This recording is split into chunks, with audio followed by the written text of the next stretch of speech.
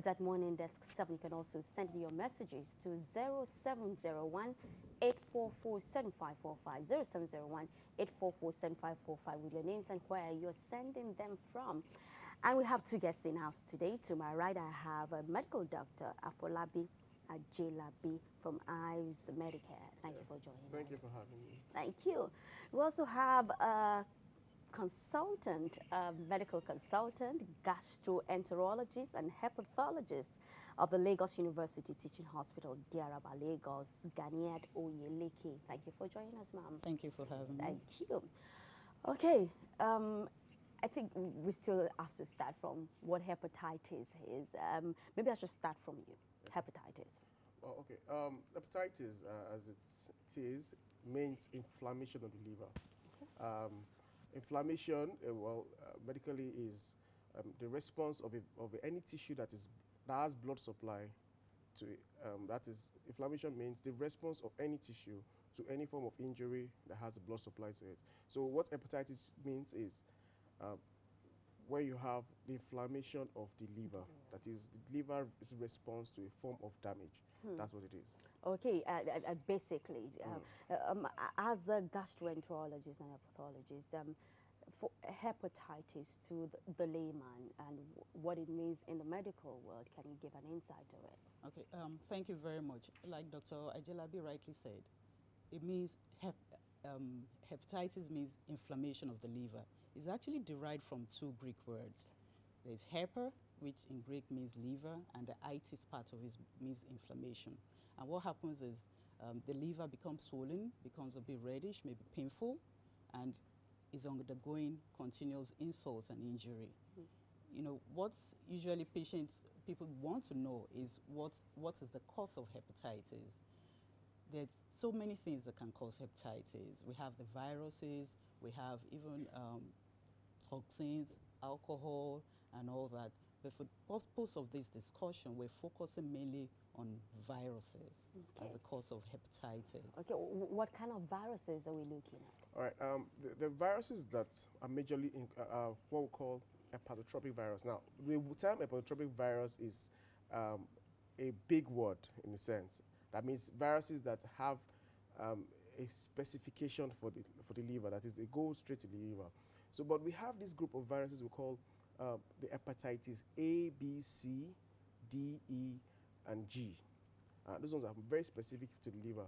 But other viruses like cytomegalovirus, Epstein-Barr virus could also affect the liver. But of particular importance are the hepatitis A, B, C, D, E, and G.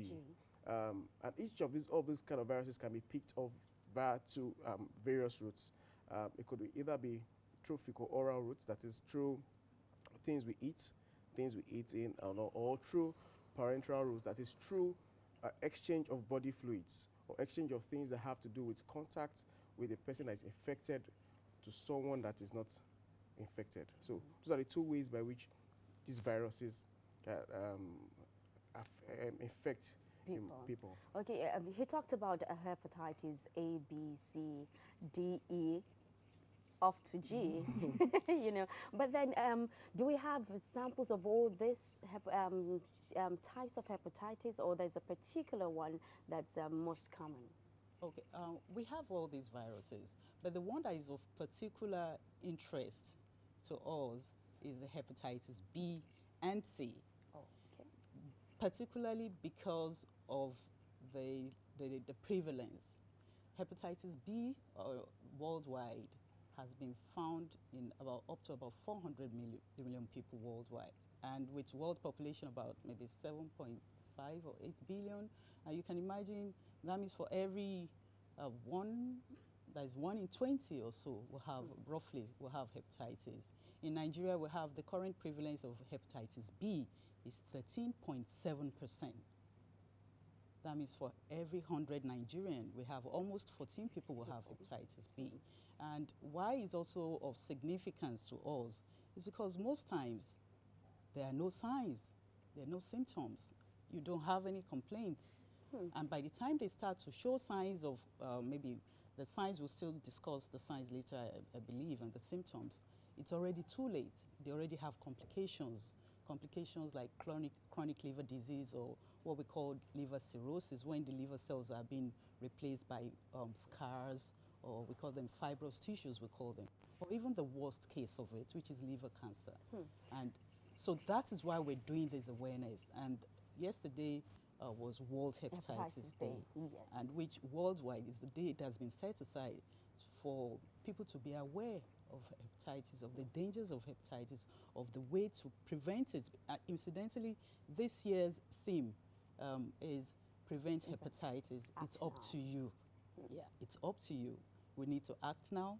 You act now by getting tested. If you're tested positive, you get help, you get treated, there's treatment for it. If you're tested negative, you get vaccinated. Okay, we'll come back to that. But then she talked about no signs, no symptoms. Yeah. But then is it that everybody would submit themselves to test, or what are some things you should notice that you should get tested for? Well, what I would say as regards hepatitis is that because most of the time at the initial phase of the infection, it is asymptomatic, that is, there are no symptoms.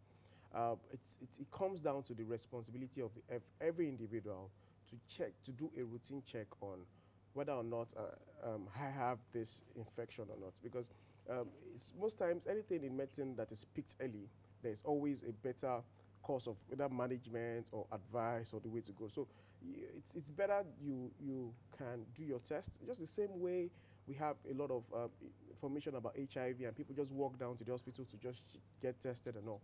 You really want to know what is your hepatitis state, or your status as regards hepatitis, because as it is well documented, it's really even worse in terms of disease progression and cause as against things like HIV that a lot of people know so much about and all that. And apparently, it can be contacted via almost the same means like HIV. So the same way, if you know your HIV status, if you know your blood group, if you know your genotype, you should really know what your hepatitis status is, so that you can plan on how you want to go about management or treatment if in case. Just to add to, in terms of the transmission now, I'm sure probably will still get Yes, to that. HIV is not close to hepatitis in terms of transmission. Hepatitis B is about 100 times much more infectious than HIV. But unfortunately, it's not gaining as much awareness, probably because, it doesn't show. So by the time it's shown, it's already too late for most people. But we're hoping that there'll be a lot of awareness. People will go and get readily tested and volunteer. There's so many free screening going on right now that you can latch onto, or just walk into any hospital and request that you want to do your hepatitis B and C screening. For hepatitis B, there are vaccines available that once you're negative and it's confirmed, you get tested, and the risk of transmission at that time is virtually almost zero after full course of the immunization. So, and also to let people know the exposure risk. The risk is mainly from injectables, things that contaminated blood, really. So if you're getting blood transfusion, you must ask that the blood is properly screened for hepatitis B and C, and of course HIV. Then don't share needles. Don't use needles that have been used for someone else, and that includes even ladies doing the weaving of hair and all that. So you must be aware. I always tell my friends that anytime you're going to the salon, go with your own set of needles, and make sure it's either disposed or returned back to you, so that won't be used for someone else.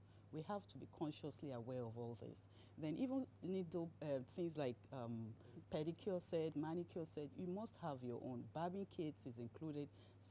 They try to sterilize them, but as you're aware, there's times when after the barbs, you notice that maybe there are cuts here and there. So we have to really, really be aware of all this. And of course, for children. I wanted to ask about children, are they in danger of this? Yeah, because in fact, studies in Nigeria and parts of sub-Saharan Africa has shown that child-to-child transmission is actually the major risk. And I think that's probably what informed right now, hepatitis B is part of the MPI and all that. So, and the way children are exposed is either a mother transmits it to the child during childbirth, or a child transmits it to another child, either during play, if there's skin is exposed, maybe there are cuts on, or bruises, or even skin infections and all that. So that is what we want to do, increase awareness, make sure the children are fully immunized. If a mother is hepatitis and gives birth, there's some injectables that prevent, there's a special vaccine, we call it hepatitis B immunoglobulin, that the mother should receive within, that the child, the babies should receive within 12 hours of birth, just to make sure that the risk of exposure is negligible or is not there. Okay, from that age, maybe I should just ask, from when should you start getting tested? When should you go to the hospital, or who should? What age?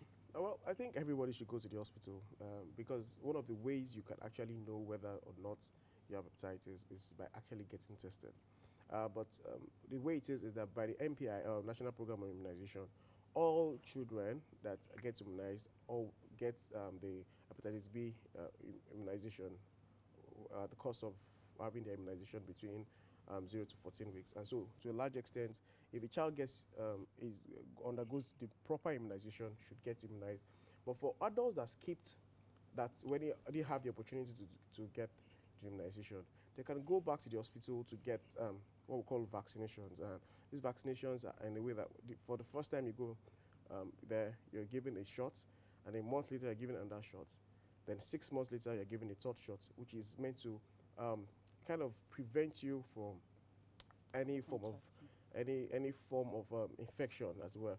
Now, people that work, high-risk individuals, like people that work in the hospitals, nurses, doctors, tend to have this immunization because of our contacts with various people. You really can't tell who you're dealing with and all of that. And so it's another way for us to be able to catch some few people that probably will be exposed to it because of the line of work they are in. So if you say who should get tested, I say everybody should get tested. Including children? Well, as many people as can be.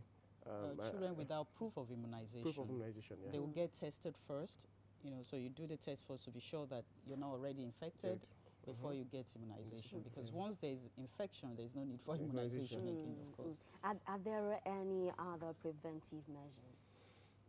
Yeah, we've emphasized blood as a main method of transmission, but we also know that it could be sexually transmitted. All right, so of course the best is abstinence, of course, but if you can do abstinence, then you have to use barrier protection. So we need to emphasize this as well, that it's as much as it's a lot through blood, but there's also a risk through sexual exposure. And so that's the main, and even for the blood, like I talked about, so there's some people that I understand, some people share toothbrushes, they share shaving kits and all that. So we need to stop all that. Or if you're sure that you want to share it, make sure the person is tested and is already negative before you start to share it. Okay, is it a death sentence, or are there ways of managing it? No, it's not a death sentence if it's picked early, because we have the acute infection and we have the chronic infection. Now, the chronic infection is after a long time that is not being managed, or for any reason you've not had any form of care, then it could lead to the damage of the liver, which could lead to, like my boss said earlier, cirrhosis, which is replacement of the liver cells with fibrous tissue, that is scarring of the liver. Now, eventually what you have is actually the complications of hepatitis killing the patient as against the infection. And so what you're trying to do is to try to reduce the viral load, to reduce the effect of it. But in the acute phase of the illness, your major attempt is to try to reduce the symptoms. Now, we said most times it's asymptomatic, but for some people, you get people presenting with things like nausea, vomiting, arthralgia, and all that. If it's not picked up at that time, and for most health workers, a high index of suspicion, that is, just thinking that if this patient could have hepatitis and doing the test, it might be key to managing that patient. And so it's not a death sentence picked early, but if a lot is not done at that early stage, then we might be looking at not being able to curtail the complications of the damage done by the hepatitis. There are treatments now available for hepatitis, and Yeah, we say there's really no cure yet, but some people may still be able to wipe the virus off over time. But there are treatments available, there are injectables, there is the oral medication available for treating hepatitis B. So there is no hope lost, and it's not like a death sentence per se. But if you allow it to wait and complications like liver cancer setting, yeah, at that time you can be looking at it as if, oh, it is a death sentence. But we know that if it is properly handled, if you're tested, being positive will lead to some other investigation to determine whether the person requires treatment as of now or to require supportive treatment or whatever is required.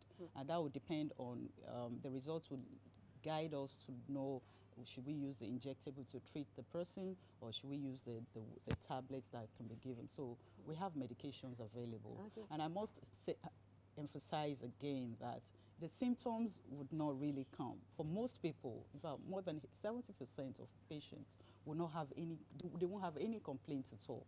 In fact, for most people that we see, they either maybe a family member is ill and they just want to donate blood, and they do the screening and say, oh, you have hepatitis B. So not that they are the ones coming in to have any. So all of us were advised the screening should not be targeted at the people exposed at all. Okay. Indirectly, we're all exposed because we all indirectly, we go to the clippers, people use commercial clippers, people go to weave their hair, so we should all do this and prevent it if you do not have it. If you have it, then get referral to the specialists that know how to handle it, because there's so many other people that claim they're treating and they're not doing the proper thing. So that is what we need to let people know. Okay, we have hepatitis A, B, C, D, E, G. G, okay. Is it a progression? No. Okay. They're actually different viruses. They are different viruses, and each of those viruses can be picked up via different